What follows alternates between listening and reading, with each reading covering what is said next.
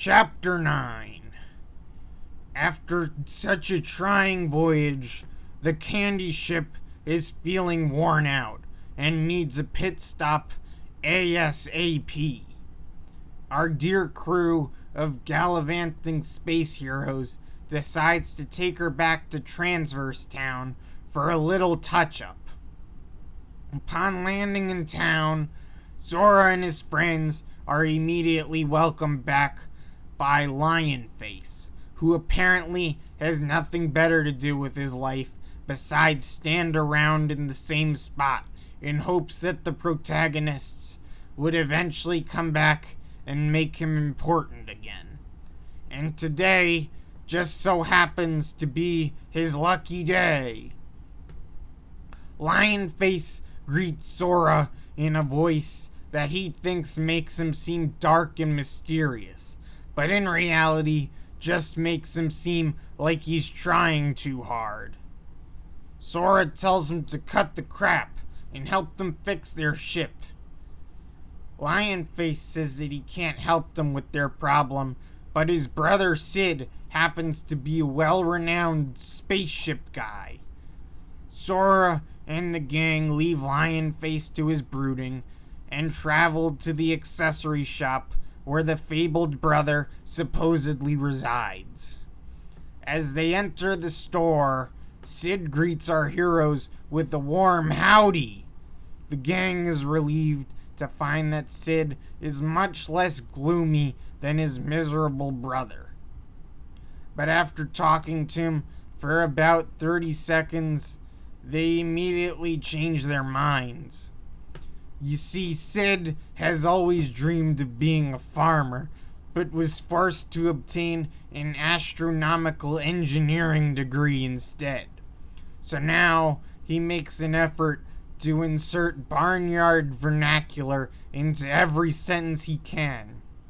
It is a charming and hilarious speech gimmick, according to Sid and nobody else.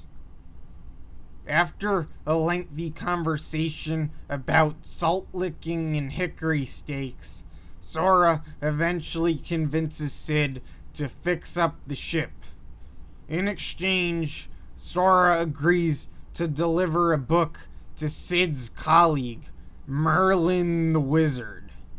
Merlin is a reclusive type, and he chooses to make his home on the inside of a heartless, infested cave. It is a great place to live if you are looking for cheap housing, but bad if you don't want to risk dying every time you try to leave the house. Sora and his band of adventuring compadres bravely delve into the dank cavern, fearlessly fending off the heartless that dwell within.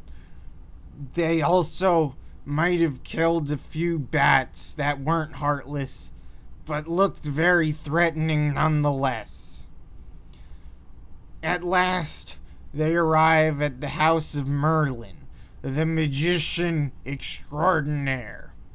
As our heroes step through the doorway, the magical aura of the building immediately activates all of their senses. What a wonderful, fantastical feeling. It feels as if one could fall asleep here and enter the dreams of children, where they would distribute sugar plums to all. Sora glances towards the corner of the room and gasps. For a split second, Sora thinks he sees Carrie standing right in front of him. Could it really be her here in a place like this?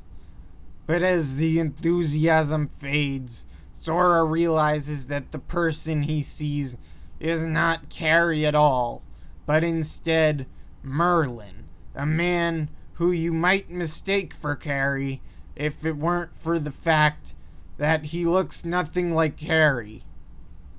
Sora gives Merlin his precious book, and the old coot is quite gracious indeed.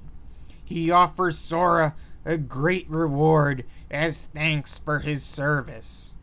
He reveals that within the pages of this book resides an entirely new world, and if Sora is willing, he should delve inside and experience a new breathtaking journey.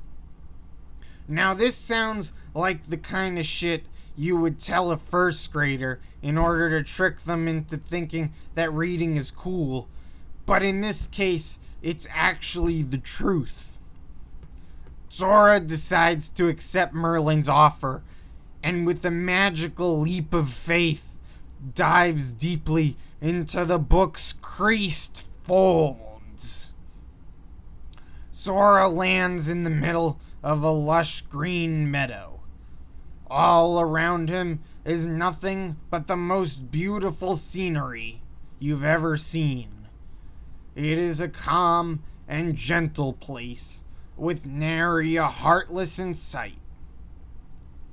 Sora decides that this world is boring as hell, and his time would be much better spent in some kind of Pirates of the Caribbean themed level instead.